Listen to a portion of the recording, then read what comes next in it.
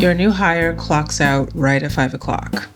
They're declining a meeting invitation that runs past their scheduled hours. And when you ask for help on a last-minute task, they say, "That's not in my job description." You're the manager and you're frustrated. And you think, where is the team spirit? But here's what many people are thinking who are early in their career. If I don't protect my time and boundaries, nobody else will. This isn't automatically laziness. It's a new relationship to work.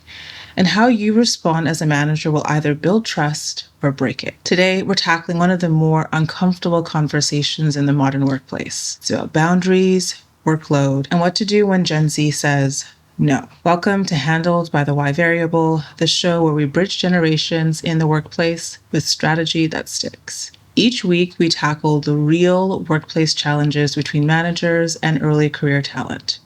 No buzzwords, no generic advice, just practical frameworks that actually work for both sides. Now, let's face it, look, there's a new work philosophy right now.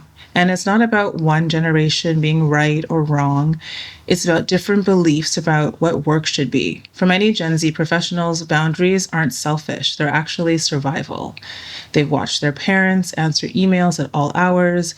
They've seen friends struggle with anxiety from always being on, and they're determined not to repeat that cycle. So now they want clarity. They want limits. They want a life and a job. And lots of job descriptions are so vague, and people are just clinging to them almost like they're contracts. So when you hear, "That's not my job," they might be saying, "I'm trying to stay healthy," or "I'm confused about expectations." Oh, maybe just, "I don't trust that this won't spiral into something more." Now, one thing that I want to define is scope creep. And that is when work becomes broader or later or more high stakes than was originally agreed. So there's no reset. And boundaries a lot of times are a reaction to that scope creep. Now, I want to talk about what managers are feeling, because I get it. You are under pressure too. When someone says no, you might be feeling disrespected, unsupported, worried about team burnout, and you're probably anxious too about a misstep and HR calling you. And look, we have to look at what is the tone we're using, the content when we're speaking with our staff. Is this the same way that we would speak with someone with my style or background? That's something to remember. And look, you might be feeling like you're going the extra mile and there's resentment building and the team goals are slipping, and you're trying to figure out, how do you move these things across the line? And the conversation usually goes wrong with this. Like, look, you say, "I need you to stay late. We've got a client fire." Your person on your team is saying, "I'm not scheduled past 5 and I have plans."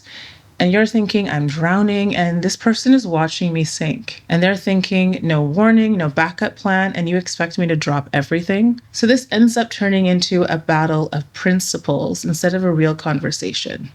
And so one of the things that we need to do is name the pressure and keep our request really specific and offer a bit of agency. So that means there's context. We're asking before. We're not just saying, "You must do this."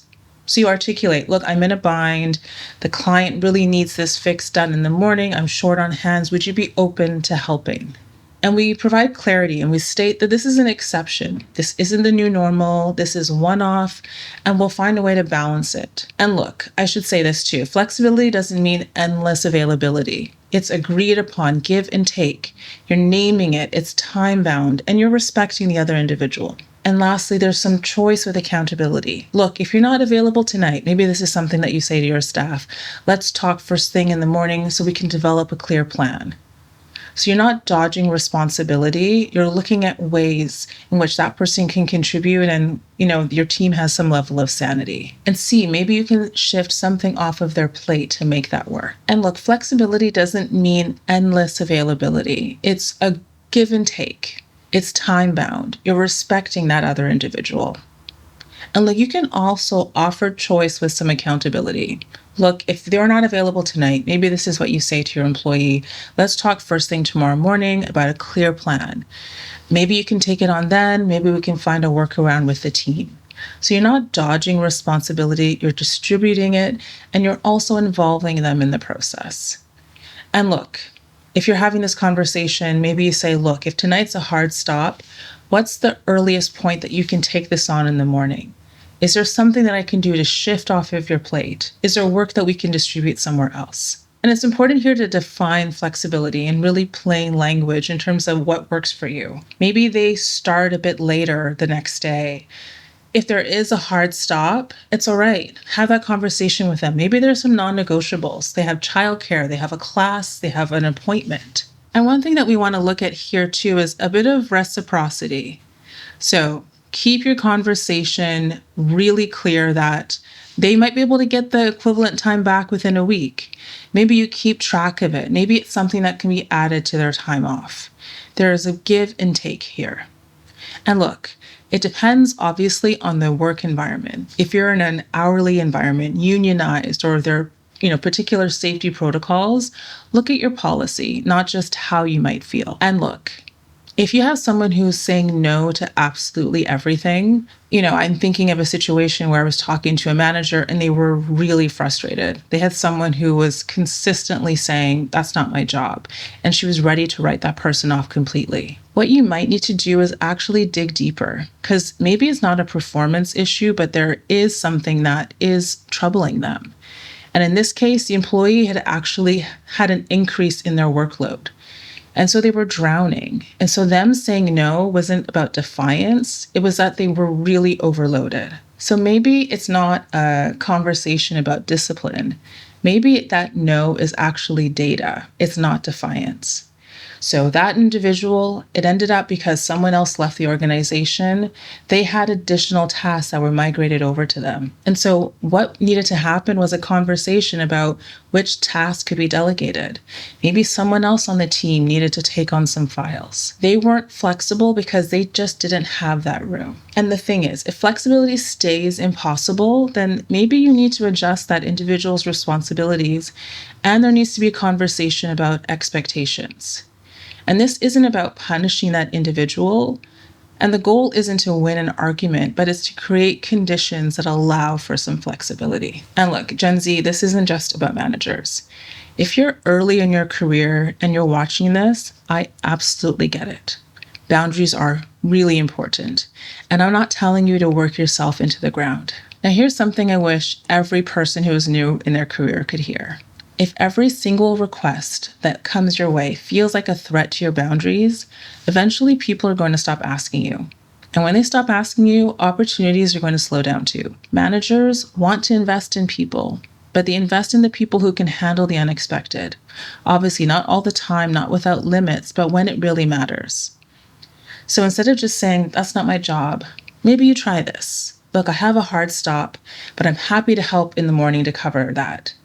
I'm happy to be available. Maybe we can loop someone in from the team today and I can continue tomorrow. Maybe you need to have a genuine conversation with your boss and say, look, I'm noticing a bit of scope creep. I'm feeling overcommitted. I feel like there's too much on my plate. Do you see the difference? You're still protecting your boundaries, but you're also moving the work forward. You're showing a level of maturity and you're building goodwill with your boss. So if you truly need to say no, they're going to understand because you're providing context, you're providing additional information for them to really understand. Now let's look at some ways in which we can rebuild the relationship. So picture this. You've had a few of these conversations that maybe went sideways, and there's a weird tension in the room. You're both walking on eggshells. You're thinking, I can't rely on this employee, and your employee is thinking they don't care about me as a person. That might sound familiar, but there's a way to reset. And you can start with this. You can say, look, I want to make sure we're aligned going forward. What does healthy flexibility look like for both of us? This is about communication at the end of the day. It's not you saying you need to be more flexible. It's not saying you need to understand the business. It's just what works for both of us. So it's starting with some shared language and taking some of the emotion out of it. It's doing a bit of analysis. Is this a routine request or an exception? Let's talk early if we're seeing scope creep and identify that if it's a problem. Talk about what does healthy flexibility look like on a team. One of the things that I recommend is actually having a charter or a document where you outline your understanding of all of these things. You can identify the core hours of work, the communication channels, what you expect in terms of start times, and track that so everybody can see and review it as a team. Because look, what might work for you earlier in the year might not work for you in the fourth quarter. And there's something that great managers, well, they just do differently from everyone else. Those who handle this well, they don't wait for the boundary conversations to happen. They actually get ahead of them. They don't just react to the boundaries, they lead with them.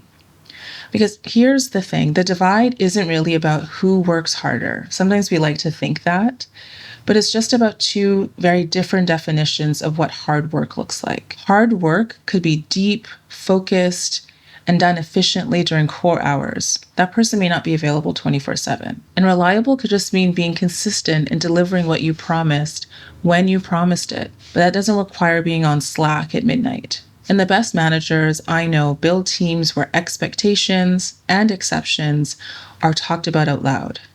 So workload gets monitored and discussed, and it's not just assumed, where flexibility actually goes both ways. And where if someone does say no, it doesn't end their career, but saying yes doesn't also mean that it's burnout and a cost to their personal health. Boundaries aren't necessarily the problem. It's the surprise requests, the vague expectations, or a level of broken trust. Those are the problems, and those are fixable. Look, if you've ever been in that moment where you're thinking, am I being unreasonable or are they? You're not alone, because this stuff is quite messy and well, it's human. And most of us are just figuring it out as we go. No one's really teaching us how to do this day to day. But when you get it right, when you build that trust where people can say no when they need to and yes when they can, that's when the real work happens. So please, I'd love to hear from you. Drop me a comment. What's one hard stop or one area of flexibility you're going to add to a team charter this month? Drop it in the comments. I'd love to have a conversation with you about it. Please make sure you're subscribed, whether it's here on YouTube or on a podcast. And let's keep building workplaces that actually work for everyone.